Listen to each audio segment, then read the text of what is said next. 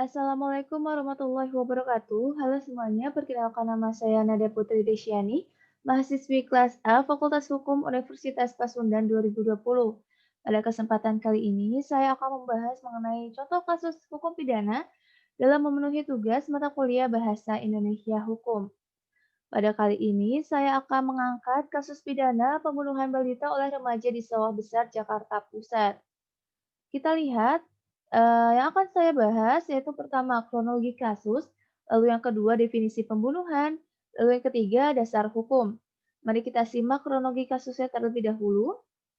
Pada hari Kamis, 5 Maret 2020, pada sore hari, pelaku yang berinisial NF berumur 15 tahun mengajak korban yang berinisial APA 5 tahun untuk bermain di rumahnya yang tengah sepi. Oleh NF, korban diminta untuk mengambilkan mainan yang berada di dalam bak mandi rumahnya.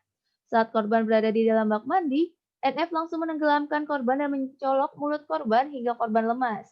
Setelah korban lemas, NF lantas membawa korban keluar dari dalam bak. Namun, darah keluar dari hidung korban hingga NF harus menutup hidung korban menggunakan tisu dan mengikatnya. Setelah membunuh korban, NF sempat menaruh jasad korban di dalam ember yang berada di kamar mandi dan menutupinya oleh spray, agar orang tuanya tidak ada yang curiga. Semula, NF hendak membuang korban yang sudah lemas tak bernyawa pada saat itu juga. Namun, karena hari sudah sore, maka NF menyimpan tubuh korban di dalam lemari pakaian yang berada di kamar tidurnya. Keesokan harinya, pada hari Jumat, 6 Maret 2020, pada pagi hari, NF kebingungan dalam mencari lokasi untuk membuang jasad korban yang berada di dalam lemari pakaiannya. Saat itu, NF memutuskan untuk berangkat ke sekolah. Namun di tengah perjalanan, NF mengganti pakaiannya dan berjalan menuju Polsek Taman Sari, Jakarta Barat. Tiba di Polsek Taman Sari pukul 11 waktu Indonesia Barat, NF mengaku pada polisi bahwa ia telah membunuh tetangganya, APA, 5 tahun, dan menyimpan tubuhnya di dalam lemari pakaiannya. Polisi pada saat itu langsung mendatangi rumah NF dan melakukan penyelidikan. Selanjutnya, pada hari Sabtu 7 Maret 2020, polisi menetapkan NF sebagai tersangka yang membunuh APA yang berinisial 5 tahun. Menurut Kombes Heru Novianto, NF dititipkan ke Lembaga Pembinaan Khusus Anak. NF dijerat pasal berlapis yaitu pasal 76 Tejangko, pasal 80 ayat 3, Undang-Undang RI nomor 35 tahun 2014 tentang perlindungan anak dan atau 338 KUHP dan atau 340 KUHP.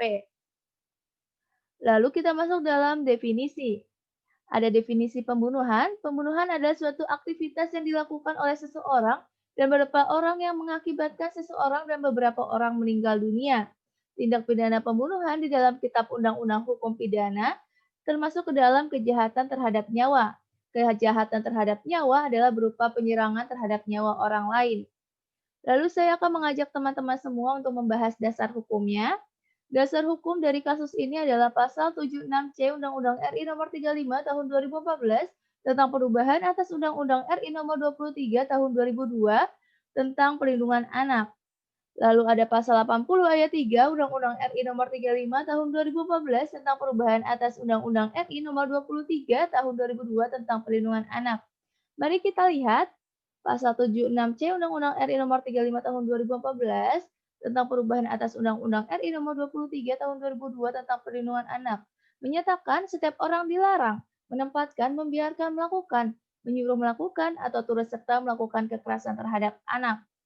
Lalu dalam pasal 80 ayat 3 Undang-Undang RI nomor 35 tahun 2014 tentang perubahan atas Undang-Undang RI nomor 23 tahun 2002 tentang perlindungan anak menyatakan dalam hal anak sebagaimana dimaksud pada ayat 2 mati, maka pelaku dipidana dengan pidana penjara paling lama 15 tahun penjara dan denda paling banyak 3 miliar rupiah.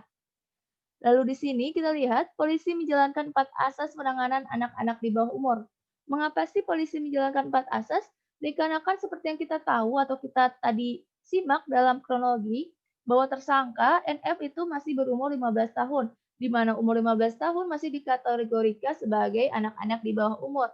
Maka dari itu, polisi menjalankan 4 asas penanganan anak-anak di bawah umur, yaitu yang pertama, asas praduga tak bersalah. Lalu yang kedua, yang menjadi pelaku adalah anak-anak. Lalu yang ketiga, dalam pemeriksaan harus didampingi oleh orang tua, baik kandung maupun asuh. Lalu yang keempat, penempatan tahanan akan berbeda dengan tahanan orang dewasa.